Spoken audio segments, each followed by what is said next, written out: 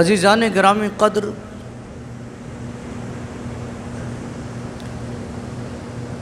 آج کا جمعۃ المبارک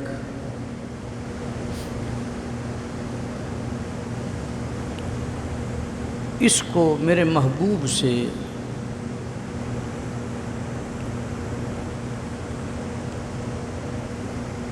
بڑی گہری نسبت ہے۔ یہ جمعہ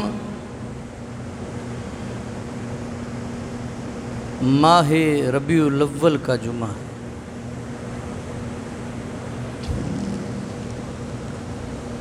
آیت مقدسہ کو موضوع سخن بنایا، رب فرماتا ہے اپنے محبوب سے، قل بفضل اللہ وبرحمتہ فبذلک فلیفرحوا۔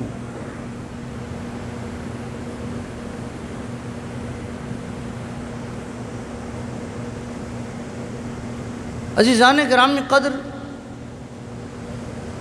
میرا رب حکم دیتا ہے کہ جب میرا فضل اور رحمت پہنچے تو خوشی منایا کرو۔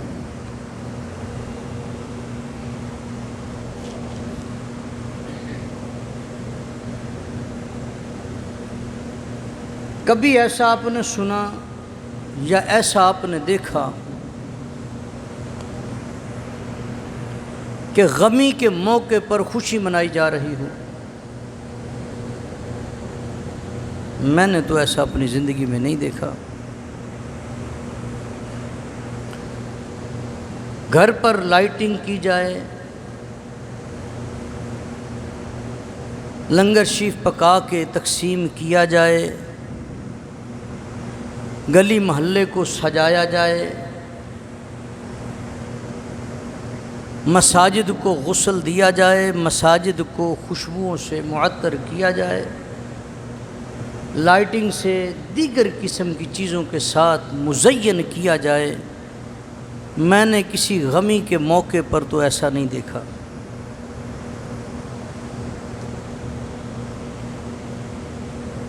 ہمارے اتنے عزیز رشتہ دار بزرگ دنیا سے گئے،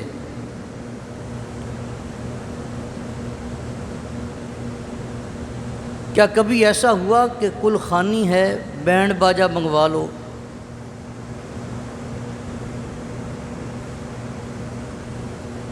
چہلم شریف کا ختم ہے، حالانکہ سال ثواب ہے،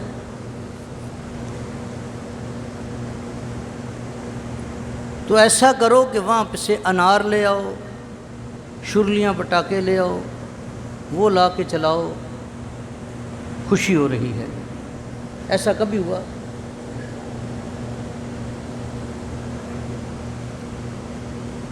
اللہ فرماتا ہے جب میرا فضل اور رحمت پہنچے تو کیا کرو؟ خوشی مناؤ۔ صحابی عرض کرتے یا رسول اللہ، فضل سے تو ہمیں سمجھ آ گئی کہ اللہ نے ہم پہ فضل کیا کہ آپ کو ہمیں عنایت فرما دیا، آپ کو عطا کر دیا، آپ کے زمانے میں ہمیں بھیجا، یہ اس کا کرم ہو گیا، فضل ہو گیا ہم پہ، لیکن رحمت سے کیا مراد ہے؟ تو حضور فرماتے ہیں وما ارسلناک الا رحمۃ للعالمین، اللہ نے مجھے عالمین کی طرف رحمت بھی بنا کر بھیجا ہے۔ صرف میں فضل ہی نہیں، میں رب کا فضل بھی ہوں اور رب کی سب سے بڑی رحمت بھی ہوں۔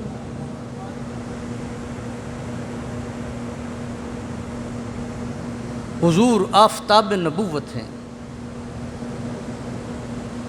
حضور وجہ تخلیق کائنات ہیں۔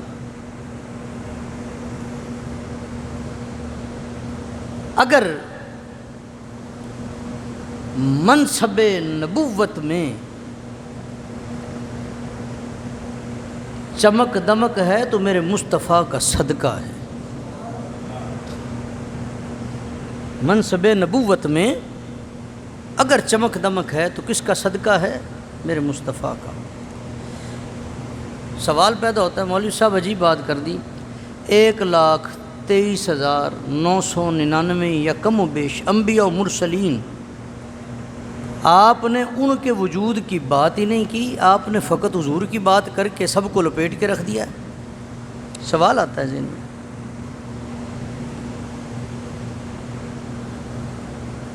رب نے جب چاہا کہ میں جانا جاؤں تو کسے پیدا فرمایا،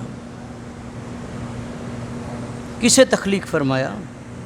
جب رب نے چاہا کہ میری کوئی پہچان والا ہو، مجھے کوئی جاننے والا ہو، کوئی ایسا ہو کہ وہ مجھے دیکھے میں اسے دیکھوں، کوئی ایسا ہو جو میرا بندہ ہو میں اس کا معبود، وہ میرا ذکر کرتا رہے میں اس پر عنایات کرتا رہوں، کوئی ایسا ہو، تو رب نے سب سے پہلے جس کی تخلیق فرمائی وہ میرے محبوب کا نور نبوت ہے۔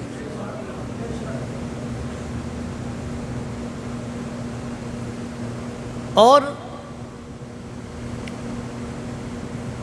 یہ منصب نبوت جب اللہ نے عالمین کی تخلیق فرما لی، اب چاہا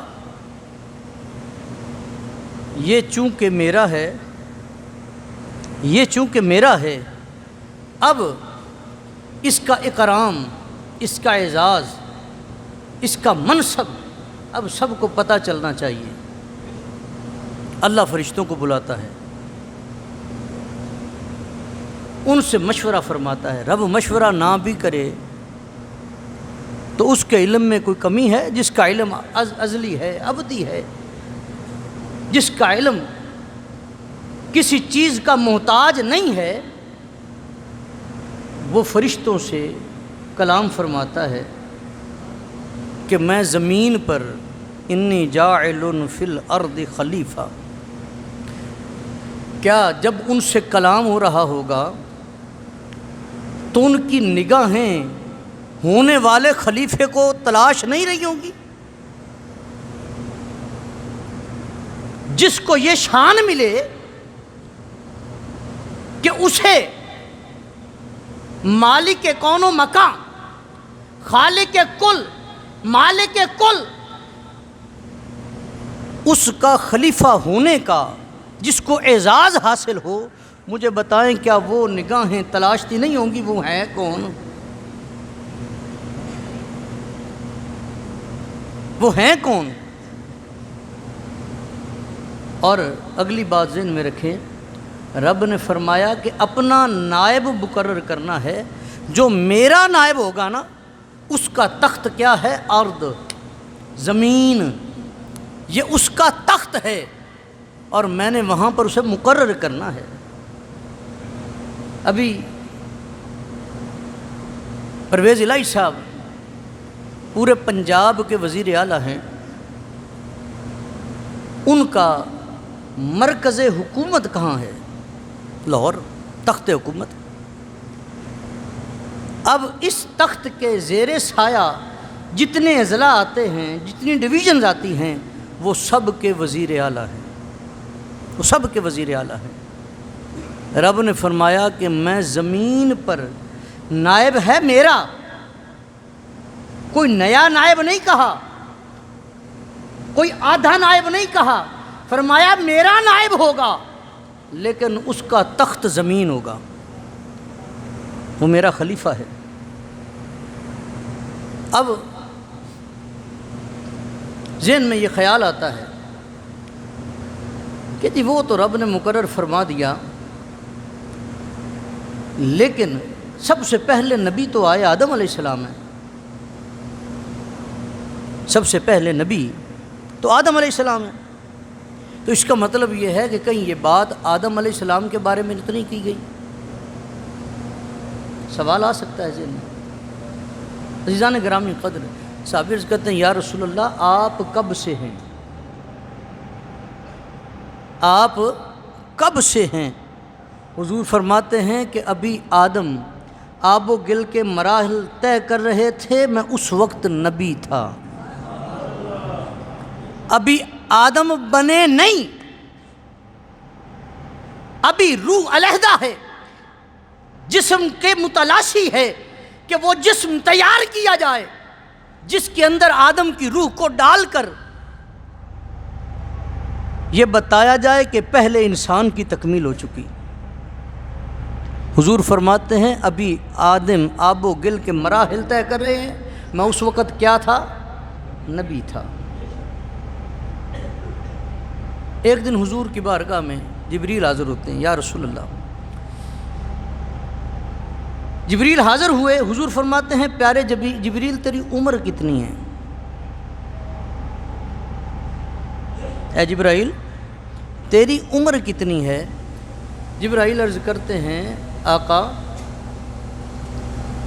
مجھے اور کسی بات کی خبر نہیں، اتنا جانتا ہوں کہ اللہ کے عرش کے پار،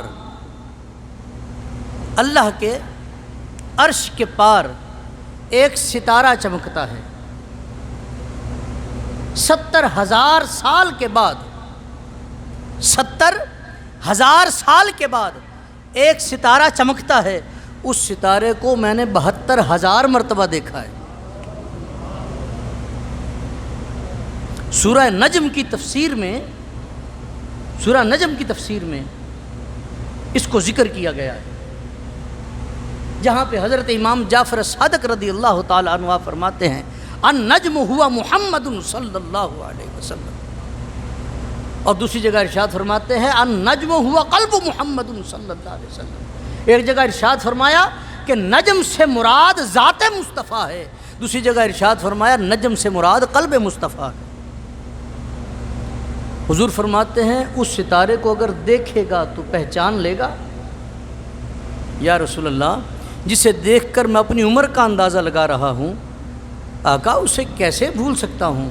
حضور نے اپنی دستار مبارک کو سرکایا، میں تو صرف بتا رہا ہوں وہ جو تھا دیکھنا، وہ جو دستار کا سرکانا تھا، اس کے اوپر کئی عالم قربان ہو جائیں۔ حضور نے جیسے ہی دستار مبارک کو سرکایا، حضور کے ماتھے مبارک سے، حضور کی پیشانی مبارک سے نور نکلا جو آسمانوں کو منور کرتا چلا گیا۔ پیارے جبریل تڑپ گئے، عرض کرتے ہیں مجھے اس کی عزت کی قسم، حضور یہ وہی ستارہ ہے،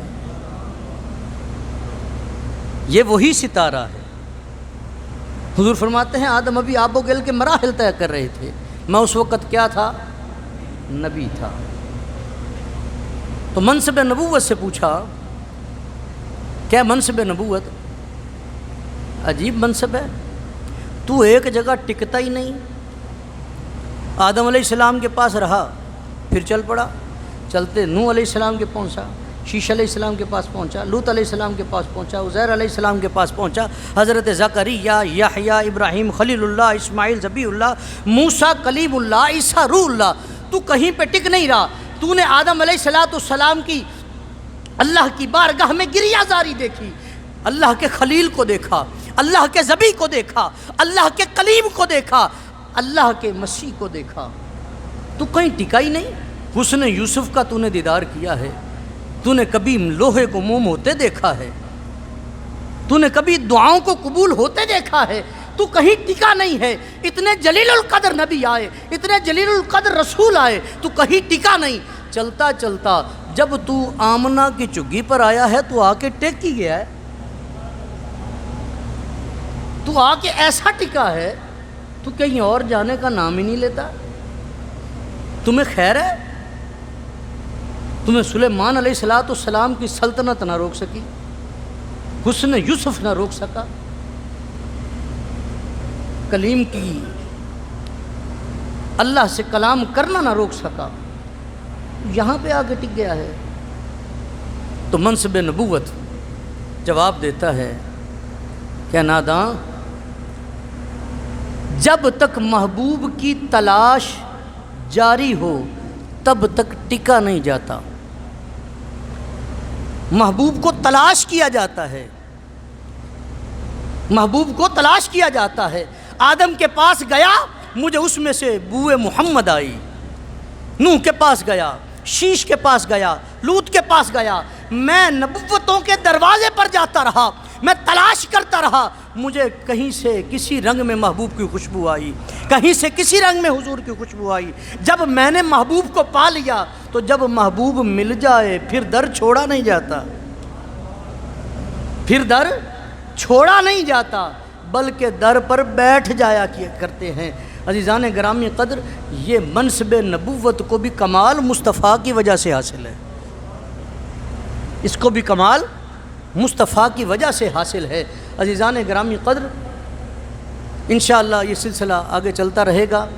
صرف ایک پیغام اختتام پر دینا چاہتا ہوں جو ہر سال دیا کرتا ہوں۔ ایک تو ہمارا ملک اس وقت بڑی ایمرجنسی کی پوزیشن میں ہے، جگہ جگہ سے بچوں کو اٹھایا جا رہا ہے، نوجوانوں کو اغوا کیا جا رہا ہے۔ ہر بندہ اپنی آنکھیں کھلی رکھے، کان کھلے رکھے۔ یہ ہمارا مستقبل ہیں، جن کو کاٹا جا رہا ہے، بیچا جا رہا ہے، جن کو موت کے گھاٹ اتارا جا رہا ہے۔ کل ابھی ہمارے محلے چاہ میرا میں 3 بچوں کو کوئی ان کے پارٹس نکال کے قتل کر کے پھینک گیا۔ سب سے پہلے یہ جو گلی محلے میں بچے یہ آج چندہ لینے نکل رہے ہیں، اس کو بند کرو۔ اس کے 2 نقصان ہیں، یہ پیغام ہے، اسے پلے میں باندھیں۔ اس کے 2 نقصان، پہلا نقصان تو یہ ہے کہ بچہ چندے کے بہانے جب نکلا کسی کے بھی ہتھے چڑھ سکتا ہے، پہلا نقصان۔ اور دوسرا یہ ہے کہ بچے کو یہ تعلیم مل رہی ہے کہ نبی کا میلاد بھیک مانگ کر ہی منایا جا سکتا ہے، یہ غلط ہے۔ محلے میں جس طرح بچوں کی بڑوں کی کمیٹیاں بنتی ہیں کہ وہ مل کر پیسے ڈال کر سجاوٹ کرتے ہیں، اس پر کوئی اعتراض نہیں۔ گلی محلے میں بچوں کو، یہ ان کے مستقبل کی بات ہے بھائی، ان کے مستقبل کی بات ہے۔ آج دنیا عمران خان ہو، آج نواز شریف شہباز شریف ہو یا دیگر حکومتیں ہوں، جو آنے والا ہے دوسرے کو چور کہہ رہا ہے۔ یہ دیکھ لیں کہ اگر آج ہم بچے کو تربیت یہ دیں گے، دین اس کا نام نہیں ہے بھائی۔ گھر میں کچھ بھی نہ پکاؤ، صرف گھر کے 4 افراد بیٹھ کر حضور کی نعتیں پڑھ لیا کرو، یہی میلاد ہے۔ لیکن بچوں کی تربیت کے معاملے میں یہ معاملہ جو ہے نا کافی خرابی کا باعث ہے۔ اور دوسرا پیغام یہ ہے کہ اپنے گلی محلے کو ضرور سجاؤ، مساجد کو ضرور سجاؤ، محافل ضرور کرو، یہ ہمارے ایمان کی نشانی ہے۔ لیکن ایسا نہ سجاوٹ کرو کہ جس کے ساتھ اچانک ایمرجنسی کی صورت میں ایمبولینس نہ پہنچ سکے، کہیں فوتگی ہو جائے تو میت کو لے کر گزرا نہ جا سکے، ایسی سجاوٹ کرنے کی ضرورت نہیں ہے، یہ ثواب نہیں ہے۔ یہ جہاں پر محبت کے ساتھ نفلی عبادات میں آتا ہے، وہاں پر ہم پر حقوق العباد بھی فرض ہے، ہمارے ہمسائے کے حقوق ہیں۔ اس انداز میں سجاوٹ کرو کہ یہ سارے معاملات جو ہیں کسی رکاوٹ کا سبب نہ بن سکے۔ دعا ہے اللہ ہم سب کو عمل کی توفیق عطا فرمائے۔